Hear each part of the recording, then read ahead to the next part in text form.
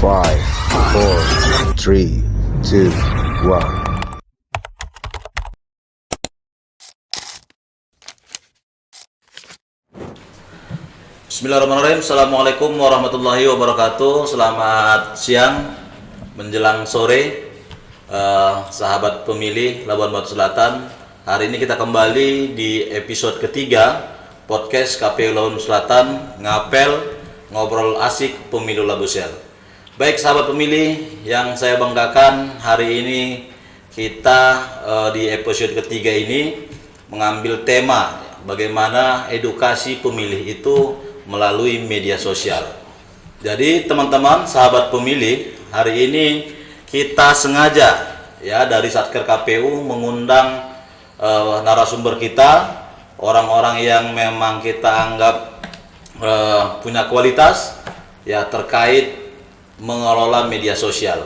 Jadi ke depan kita berharap bagaimana media sosial KPU Labuan Selatan ini bisa lebih efektif lagi dalam proses penyampaian informasi kepada pemilih, khususnya di Kabupaten Labuan Selatan, baik itu tentang pemilu, baik pilkada, dan kemudian informasi-informasi terkait produk undang-undang pemilu yang terbaru. Jadi sahabat pemilih, langsung saja kita sapa narasumber kita ini. Ada abang-abang kita yang tampan-tampan. Yang pertama ada Bang Irfan Rifahi. Apa kabar Bang? Sehat dan luar biasa. Iya betul. Jadi Bang Irfan Rifahi ini sahabat pemilih kita undang kemari. Kita nanti mau dengar bagaimana tanggapan Bang Irfan terkait fungsi media sosial ini, terkait proses penyampaian informasi kepada sahabat pemilih.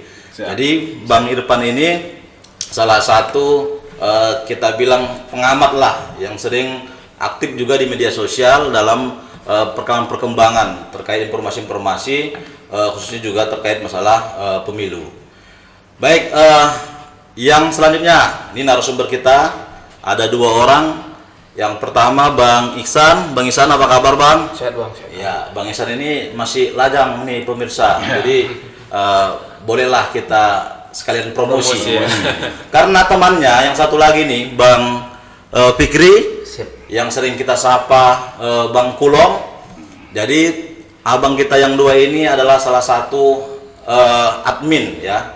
Mereka berdua ini adalah admin Jaya Labusel, yang saya kira kalau untuk Labuan Batu Selatan Bang, nggak ada lagi mungkin yang nggak pernah dengar Jaya Labusel. Yes. Karena salah satu konten kreator yang kita anggap berkontribusi dalam proses penyampaian informasi-informasi khususnya di Labuan Batu Selatan. Betul. Ya, Bang Fikri, Bang Kulong apa kabar Bang? Sehat Bang? Sehat.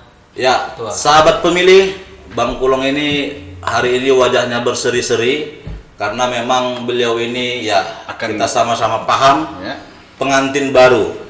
Dan tanggal 5 ya Bang? Tanggal 5. Nah, tanggal 5 resepsi pernikahan di rumah beliau. Mudah-mudahan Bang lancar, sukses kegiatannya. Amin, amin, amin, amin. Kemudian pernikahannya berkah, secepatnya mendapat momongan, sakinah mawaddah warahmah. Amin ya rabbal alamin. Baik, sahabat pemilih, mungkin kita tidak panjang-panjang dalam episode ketiga ini. Kita nih mau udah nggak sabar nih ya. Karena KPU Labuan Batu Selatan juga bermimpi dan berharap bagaimana media sosial KPU itu bisa berkembang juga seperti Jaya Labusel. Begitu juga nanti Bang Irfan ngasih masukan kepada kita bagaimana membenahi media sosial kita. Karena kita menganggap hari ini memang media sosial itu juga sangat efektif ya dalam proses penyampaian informasi kepada publik ya. Apalagi kalau Labuan Batu Selatan, apalagi hari ini memang tidak ada lagi, apalagi generasi-generasi muda kita yang khususnya Gen Z itu hari ini memang sudah rata-rata menggunakan gadget ya. Artinya lebih melek mereka melihat media sosial daripada membaca berita. Ini mungkin pendapat pengalaman teman-teman lah. Jadi nanti juga bisa kita dengarkan masukan-masukan dari teman-teman kita ini yang memang sudah berkecimpung di media sosial. Baik, Bang Irfan. Siap. Bagaimana nih tanggapan abang nih terkait peran media sosial ya, apalagi hari ini sebelumnya saya kasih tahu dulu Bang ya, persentasi ya kehadiran pemilih, partisipasi pemilih kita di Labuan Selatan itu untuk pemilihan bupati itu ada sekitar 77,01%. Kemudian untuk gubernur ada 77,15%. Kemudian untuk pemilu itu 80,21%, itu partisipasi pemilih kita. Dan ini sudah cukup baik sebenarnya Bang. Namun bagaimana ke depannya, kami berharap juga informasi-informasi terkait pemilu ini bisa lebih luas lagi ya sampainya. Jadi ini saya mau tanya nih sama Bang Irfan, kira-kira apakah memang berpengaruh nggak media sosial ini dalam proses penyampaian informasi kepada masyarakat kita Bang? Ya, terima kasih Bung Ridho untuk pertanyaannya.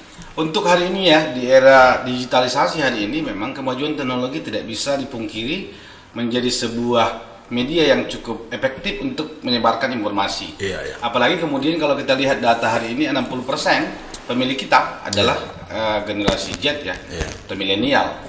Yang kemudian sebaran informasi itu sangat efektif digunakan untuk mengakses daripada milenial itu atau generasi Z. Kenapa? Karena memang media-media sosial hari ini kan digunakan oleh hampir semua orang yang memiliki gadget. Ya, yang kemudian tidak terjebak pada formalitas berita. Iya, betul. Tidak terjebak pada formalitas berita yang kemudian ketika mereka scroll, mereka lihat informasi yang singkat melalui seperti konten-konten Jaya Labusa. Yang kemudian singkat, padat dan menarik.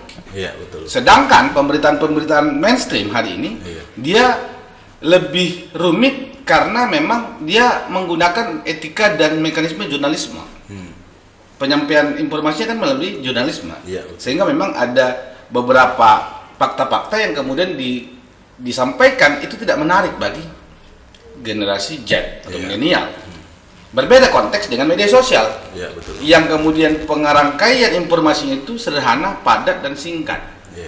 Sehingga memang generasi Z itu yang memang hari ini kita nggak bisa pungkiri bahwa kita minim literasi.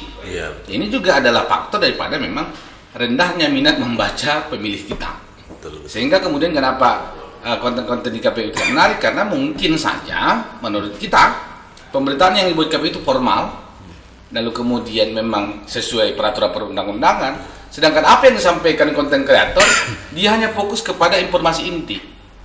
Contoh, kapan tanggal pemilihan, siapa yang ikut memilih, begitu. Jadi mengikut sertakan atau kemudian penggunaan media sosial sangat efektif untuk kemudian menumbuh kembangkan partisipasi pemilih. Teman-teman, hari ini media sosial sudah tidak bisa kita hindari dari keseharian kita. Hampir setiap rumah memiliki media sosial.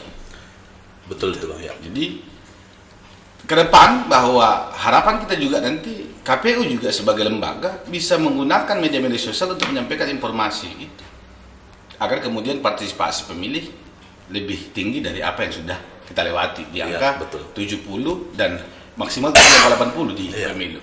Mungkin itu saja dulu gitu. Baik, terima kasih Bang Irfan.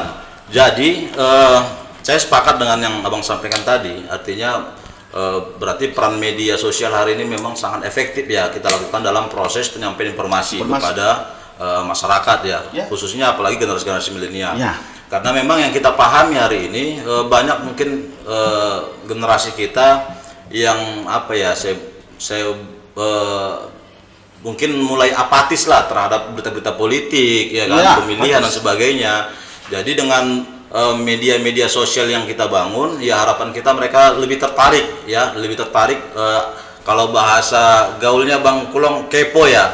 Ya, karena melihat media sosial kepo, mereka lihat, mereka baca, ternyata oh ini informasi terkait pilkada, oh ini terkait informasi pemilu. Jadi mereka mau melihat itu, informasi-informasi itu. Baik, terima kasih Bang Irfan. Kemudian Bang, apa sih kira-kira saran dari Abang lah ya? Saran dari Abang bagaimana kami juga di lembaga KPU ini, karena Abang juga kan menggeluti nih di dunia kepemudaan gitu kan, kemudian di kemasyarakatan. Apa sih yang harus kami benahi nih di media sosial kami ya, kemudian untuk kedepannya itu supaya teman-teman kita ini lebih tertarik lah melihat media sosial itu, media sosial KPU lah khususnya, seperti itu Bang. Ya, terkait media sosial ini kan memang KPU kan sudah menjadi sebuah sebuah lembaga negara yang memang orang paham KPU ini mengurusi urusan pemilihan atau kemudian kaitan dengan pemilu atau pilkada seperti itu ya. Betul. Jadi kemudian bagaimana tips dan trik agar kemudian media sosial KPU ini diminati dengan penyampaian informasi tadi, informasi yang sedikit menarik dengan pendekatan yang cukup ini ya simple. Jadi kalau di media sosial ini kan apalagi milenial, mereka tidak terfokus pada sajian tuntas daripada informasi itu, tapi tampilan yang menarik.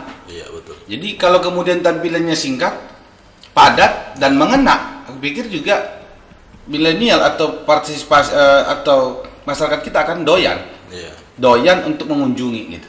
Karena kan pertanyaan sederhana, mengapa mereka berkunjung ke konten itu? Kan ada value, ada nilai. Betul. KPU kan hari ini menyampaikan konten informasi nih. Betul. Terkait katakanlah produk perundang-undangan atau kemudian terkait bagaimana peraturan terbaru terkait kepemilian. Yang kemudian harapan kita adalah KPU mampu mengemas informasi itu dengan bahasa yang menarik. Betul. Yang kemudian milenial kita, anak-anak muda kita yang minim literasi itu merasa, oh iya, ini bagian dari aku. Bagaimana kemudian komunikasi yang dibangun dua arah itu lewat konten-konten KPU. Artinya bagaimana kemudian melibatkan psikologi milenial yang itu harus dipantik. Tidak dengan bahasa yang formal dan monoton. Betul. Tapi dengan pendekatan generasinya. Kalau tadi akademisi, dia akan tertarik dengan kajian, toh? Dia akan melihat bagaimana peraturan perundang-undangan, lalu kemudian bagaimana full informasi itu diterima. Tapi dalam konteks milenial, mereka tidak butuh itu, Bung. Betul. Mereka butuh informasi singkat, padat dan menarik. Kalau bisa ada candanya sedikit, selesai. Baik, oke, Bang Irfan, terima kasih.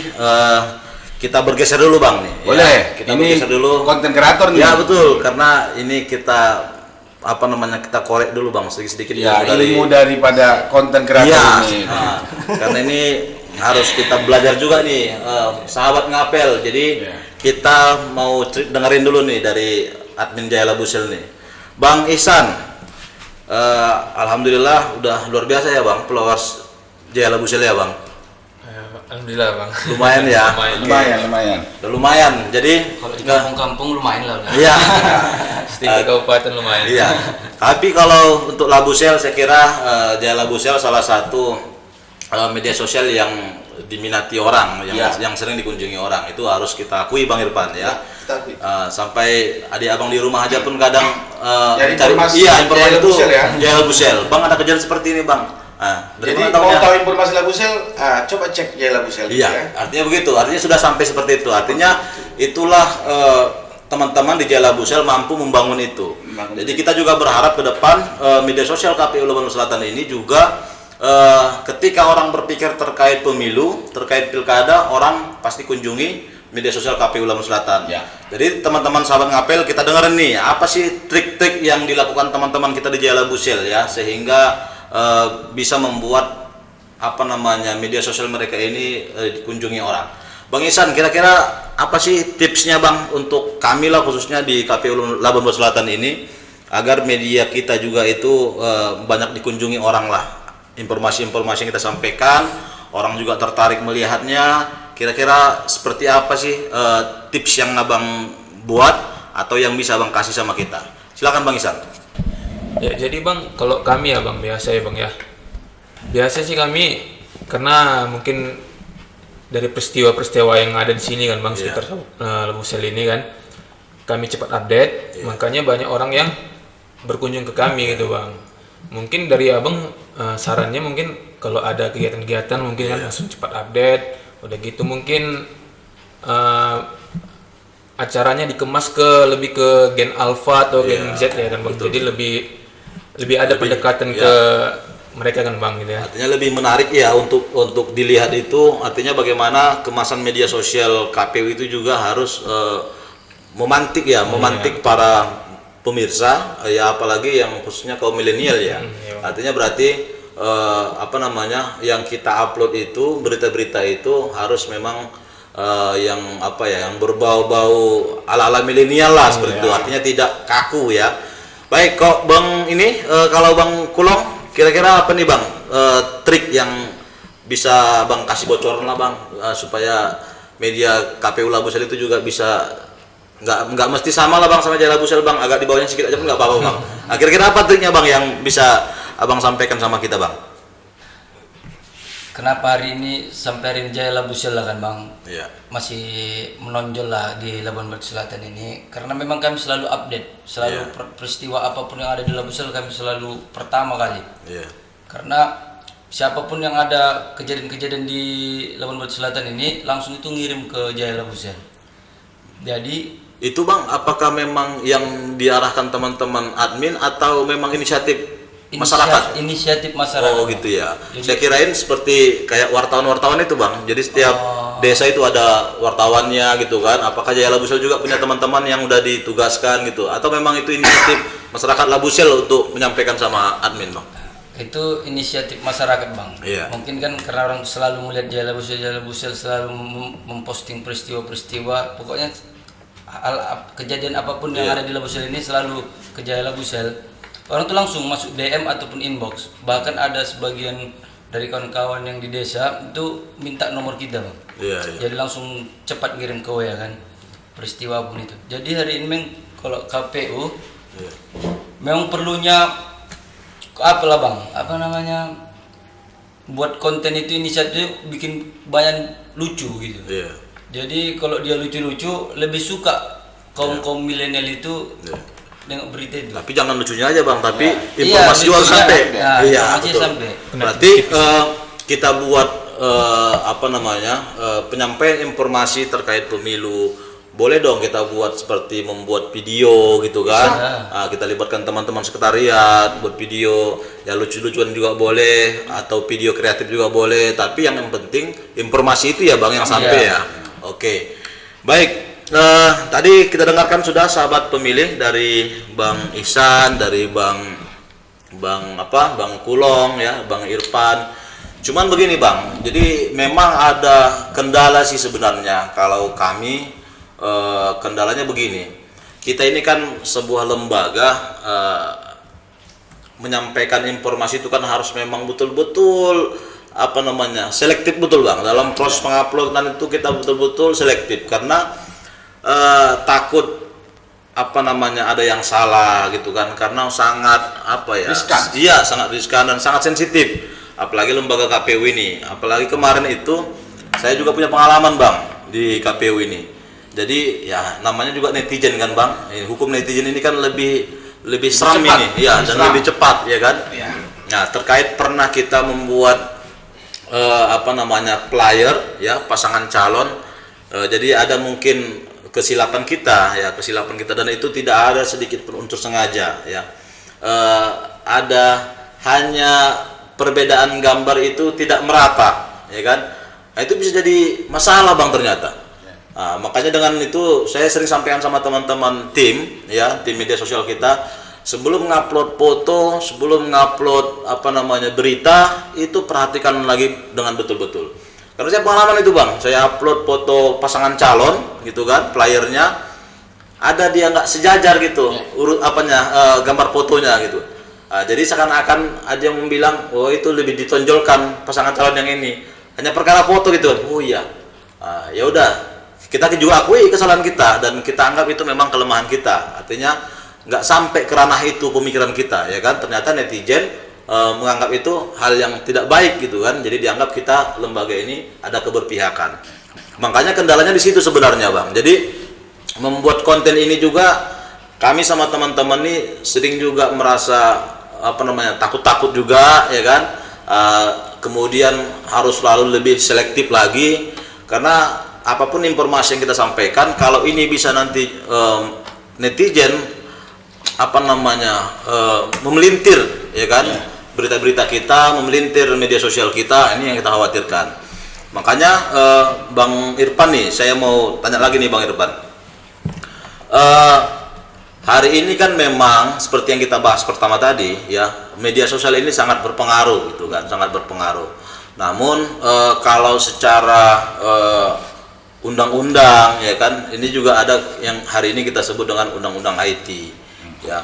Jadi pendapat Bang Irfan nih, apa sih yang harus kami jagalah dari lembaga ini, media kita ini, agar tidak sering digelintir, apa namanya, dipelintir orang informasi-informasi yang kita sampaikan. Apa sih kira-kira Bang cara yang harus kami antisipasi? Terkait KPU kan sudah jelas tupoksinya adalah sebuah lembaga negara yang memang mengatur bagaimana proses yang sudah disediakan oleh petunjuk teknis dan pelaksanaannya seperti itu. Jadi kemudian penyampaian informasi ini kan kalau KPU sendiri saya pikir untuk terjebak ke undang-undang ITE itu berat ya. Iya. Kami yang kemudian yang pilih ini yang kemudian rentan dengan itu. Karena apa? Karena lembaga KPU sudah memiliki juklak dan juknis yang sudah ditentukan. Lalu kemudian pengemasan informasi seperti apa yang disampaikan Bung Ridho tadi sebenarnya itu kan kenapa kemudian masyarakat netizen melihat karena ada pengaruh subjek di sana, ada kandidat di sana. Kalau informasi yang lain itu nggak akan dikomplain karena dia sifatnya informasi yang kemudian common gitu ya atau umum sebagai konsumsi publik. Tapi ketika memang berkaitan dengan calon ini kan perkara hati nih. Nah, tendensi emosi ini kan bercampur, maka kemudian tantangannya ketika produk yang disampaikan adalah personality kandidat, ya itu harus lebih hati-hati. Kalau sifatnya hanya informasi, saya pikir ya nggak ada masalah, karena fokusnya kan hanya informasi itu. Tapi memang berkaitan dengan produk orangnya, personnya, ini harus lebih hati-hati. Ini harus kemudian betul-betul dipantau, karena di balik sosok yang akan ditampilkan KPU, gitu ya, ini membawa emosi, membawa fanatisme pendukung-pendukung di belakangnya gitu. Makanya kemudian ada tadi istilah julid. Kenapa? Karena ada emosi dan subjektif si netizen. Tapi kalau dalam konteks produk konten yang sifatnya informasi, kupikir tidak akan terjebak lah, tidak akan mudah terjebak di undang-undang ITE. Lain dengan kami yang kemudian kadang kan kita tidak fokus nih random nih. Contoh ya, saya juga pegiat media sosial tapi dalam konteks bukan konten kreator yang kemudian hiburan atau apa, tapi informasi.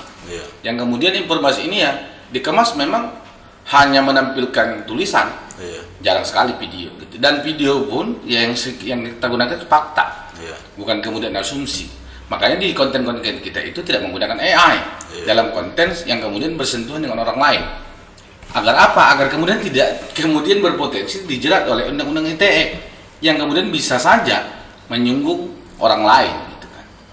Jadi harapan kita ke depan ya KPU juga kalau untuk person ya produk kandidat atau siapapun itu harus lebih hati-hati.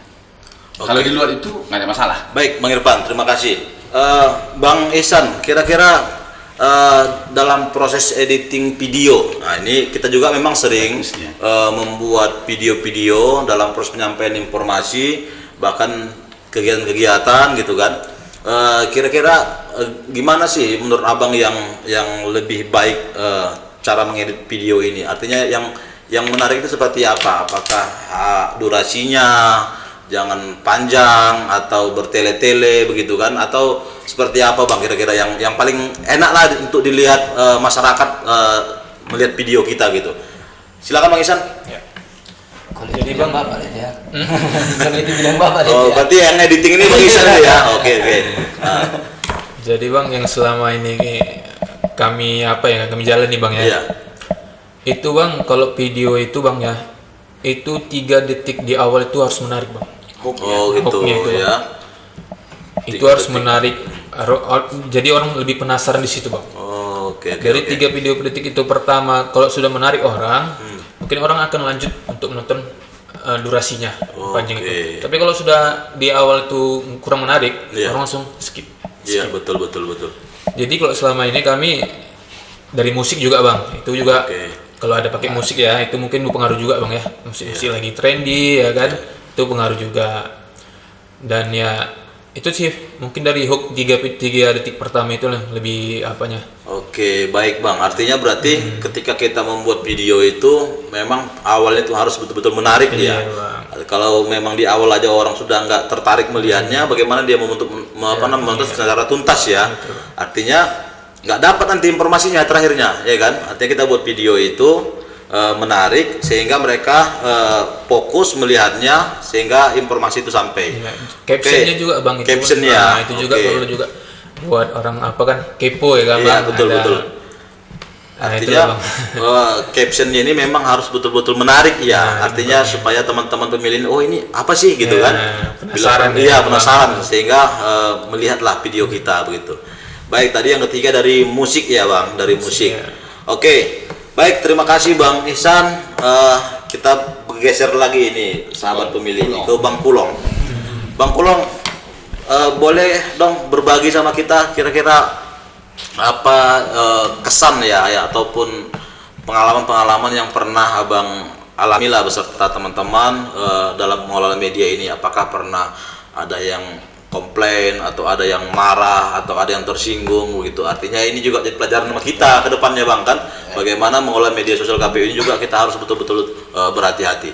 Silakan Bang Kulong.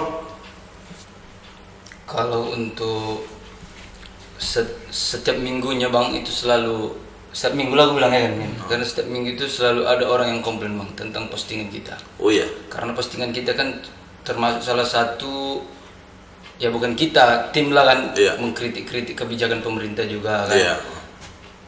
Selain itu juga banyaklah Bang ancaman-ancaman yang datang sama Jaya Labusel.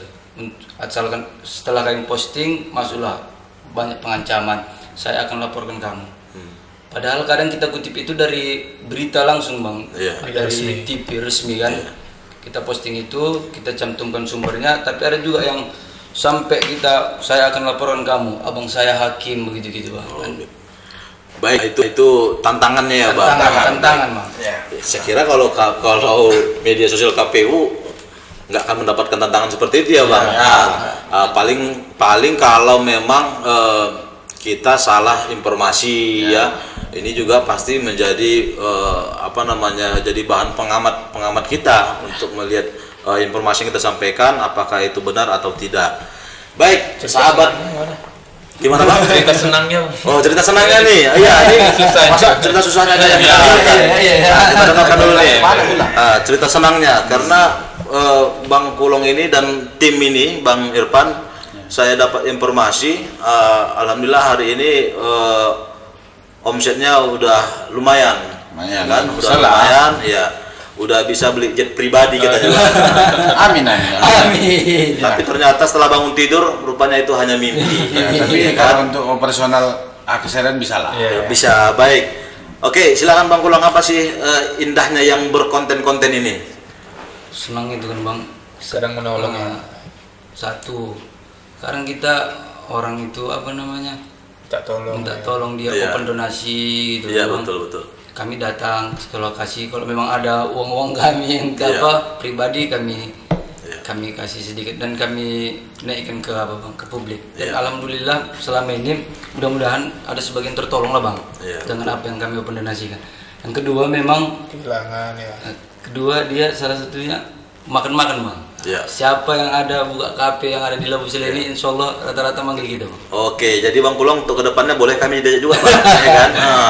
Boleh juga nih host juga diajak, kan pengen juga kita ada yang lagi grand opening ya kan? Ya, dan rekomendasi gitu kan? Rekomendasi untuk komisioner KPU ya. Iya. Baik, terima kasih sahabat pemilih podcast KPU Lampung Selatan, sahabat ngapel.